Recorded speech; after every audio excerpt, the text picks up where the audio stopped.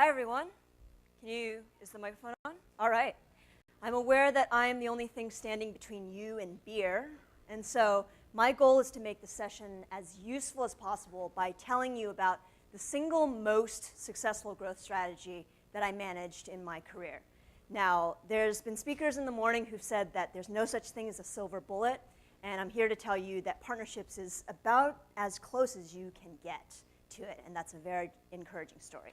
So, atomic bonding, how to seek and keep profitable partnerships. A little bit of a background about me. I've spent nearly the past decade working in growth and marketing at some of the world's biggest companies and the smallest companies. 4 years at Google doing product marketing for AdWords, Google Maps, and Android.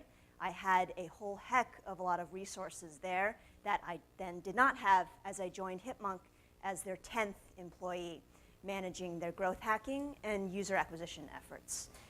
But fortunate to say, Hipmunk is now doing very well, now up to 70 employees and counting. And most recently, I joined Yik Yak, an anonymous newsfeed from all the people around you, as their lead product manager for growth. And shameless plug, we are hiring for basically any sort of role, so come talk to me or look at the career board downstairs. So Hipmunk, just to give you a sense of where our position was in the marketplace, this is where this story comes from during my time at Hipmunk. This is what a typical travel site looks like when you do a flight search and then see the results come back. All the information is there, but it might be a little bit difficult to really pick out what it is that you want. The results are shown in text form. There's usually a lot of ads populating with all the results. And that's because a lot of the money from travel comes from ads. On the other hand, Hipmunk decided to take a perspective that we were going to be the fastest, easiest way to book travel because we wanted to put the end user first, even above advertisers. And we did that by laying out results in a nice, clean, visual fashion, and we ranked the results by something we call agony, which is a combination of price, duration, and number of layovers. So basically, what would you as a human rather take for your flight?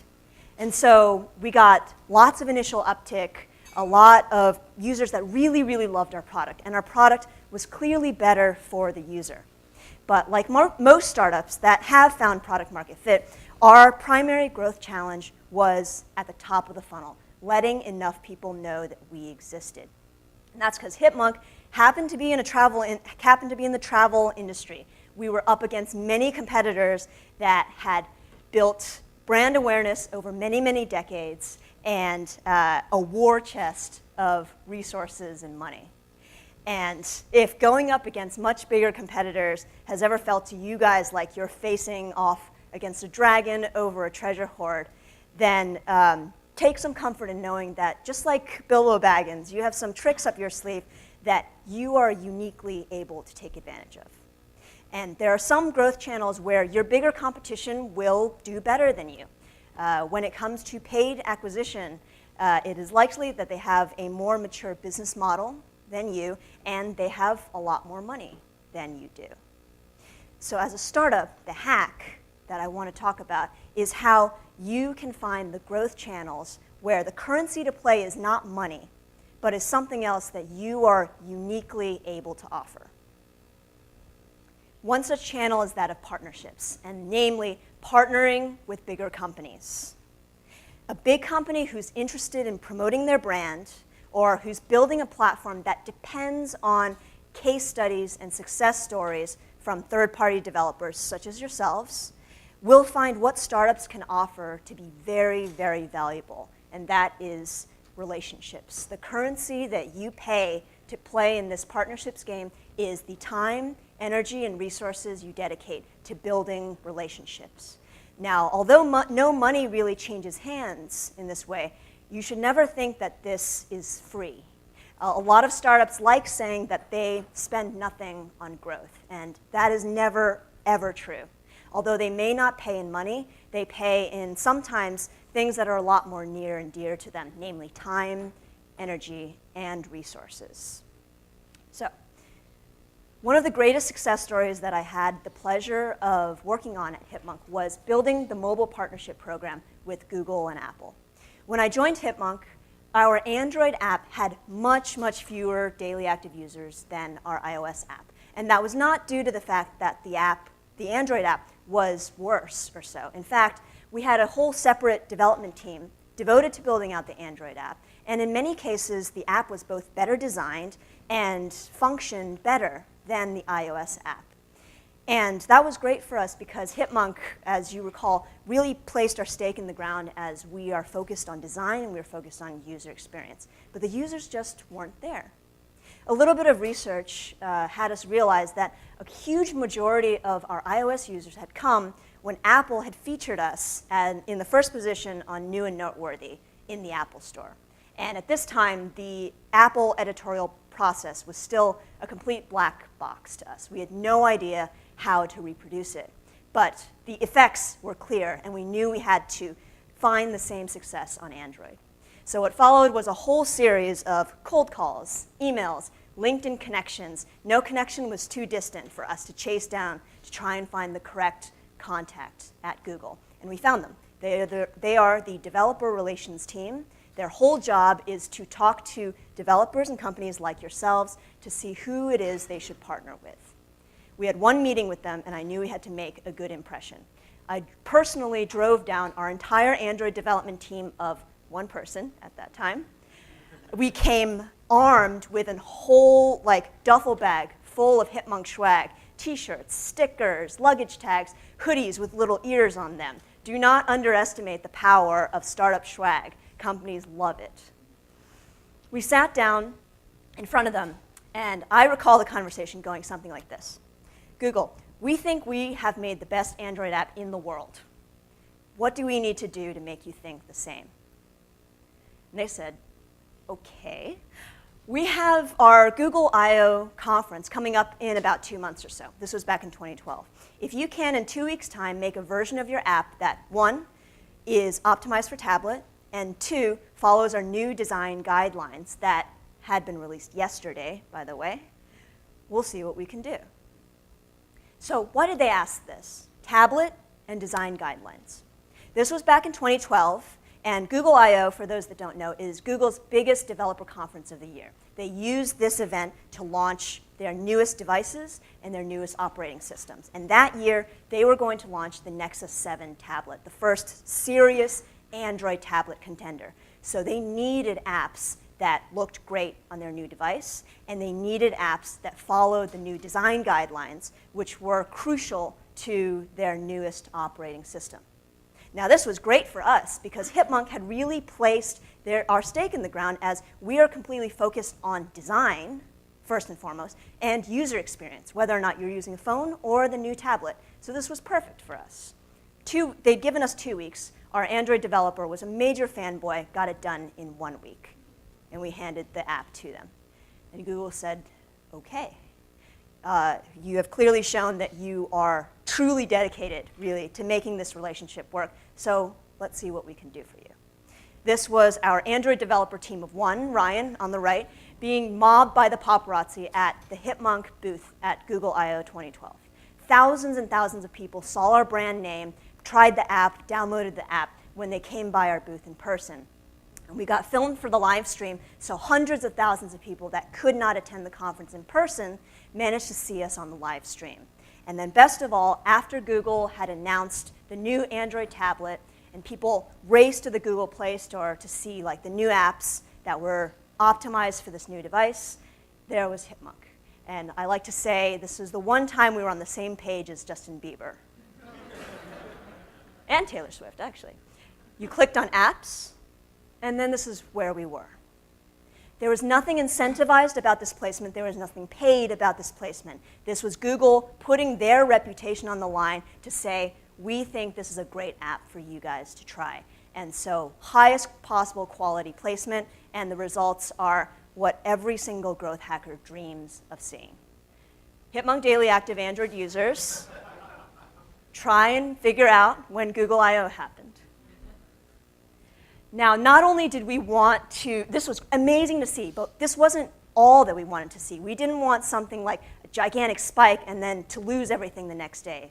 But we were reasonably confident that that would not happen just because of how high quality of a placement this was, which we got after all of our work building the relationship with Google. And we were right. We ended up retaining a huge portion of them, and we ended up with basically a stair-step level of growth from an old baseline to our new baseline. Now, I find it important to tell you that this graph could have looked very different. When you try to grow through building partnerships, there's always an element of risk involved. When you pay for users through paid acquisition, online marketing, you can get pretty good at predicting how many dollars you put in and how many users you'll get out. In growing through partnerships, you spend all of your time building a relationship, and there's always the X factor of what your partner will do. Maybe they'll decide that another partner ends up making them look better. Maybe in the end they decided not to choose Hipmunk, in which case this graph would have just stayed flat, and maybe we would have decided that, hey, maybe partnerships isn't really worth it after all.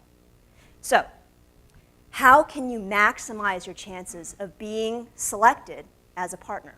As I mentioned before, the key to seeking and keeping profitable partnerships is cultivating the relationship. And until your partner needs you as much as you need them, you put their needs first. Namely, that means what Google needed in this case was press coverage like this around their launch. They needed to be seen as the best Android tablet. And that statement was only believable if their platforms had many applications ready from day one to support their claims that looked great on the tablet. A company like Hipmunk, a startup like most of you are working in, was able to drop everything, drop our entire roadmap, change everything to accommodate their needs. Now, that is not something that a large company can do very easily. And so startups like yourself really hold a competitive advantage there. And the best part about this growth strategy is there is nothing secret or proprietary about what it is that we did. Any one of you can do the same thing, can build a partnership of similar strength. If you think about what partners would benefit a lot from us being associated with companies like yourselves, and this was the type of work we put into building relationships later with Apple, built with Facebook. We didn't spend very much on Facebook, but we were always invited to be part of their initial betas for their newest advertising products because they knew we would always use it very, very well. Keep one thing in mind. Make sure to make your partner look good, right? Because your goal is not just to have one successful campaign with a partner. It's to build an ongoing relationship. Our partnership with Google didn't stop at the Nexus 7 launch. We were also one of the first apps to adopt the material design, and Google rewarded us very similarly for that launch. And our partner trusted that we would always make them look good, and that is why they keep rewarding us in this way. And that brings me to really the dark side of growth through partnerships. It can be really tempting sometimes to take advantage of a bigger company's platform for a quick win. But if what you're doing is bad for the partner, then chances are that you might be sacrificing long-term growth for really a short-term gain. Some of you may remember when Facebook first launched Open Graph, companies flocked to build apps that would allow them to promote their content on Facebook's newsfeed. And the Washington Post was particularly aggressive in that they built into their social reader that you had to allow them to post on your wall. And at that time, Facebook allowed an app to post to your wall as many times as they liked, as long as you gave them permission just once. And now for a while, it seemed to work. The usage of the Washington Post social reader, their monthly active users, shot up like crazy. And it died down a little bit, but it looked like they settled on a baseline that was much higher than where they started. It seemed like that they were seeing a lot of the same success that Hipmunk, we had seen in our partnership with Google. But if any of you remember Washington Post social reader, you will also remember the intense annoyance and anger that you felt at them when they cluttered up your newsfeed or prevented you from reading any of their articles unless you opted to sign in to their social product. And Facebook doesn't like that. Facebook didn't like the fact that apps like this were making people unhappy at Facebook. And because the platform was entirely owned by Facebook, it was a very simple matter for them to flip a switch and restrict all applications from posting to your wall unless they asked for your permission every single time. And with that switch flip, there went Washington Post social reader traffic, all gone. When you're faced with acquiring new users, think about partnering with bigger companies that need companies like yourself. What you have to offer them is your dedication to building a strong relationship. And the way you do that is you stop at nothing to make your partner look good.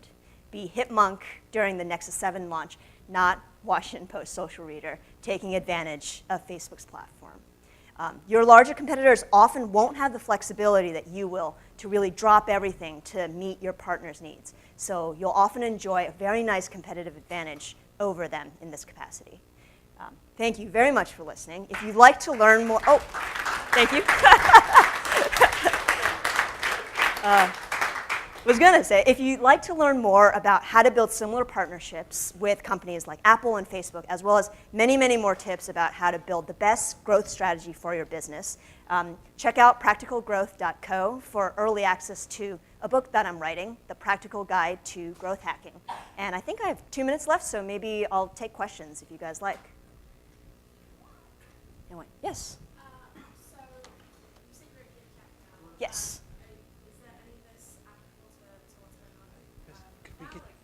We're live streaming.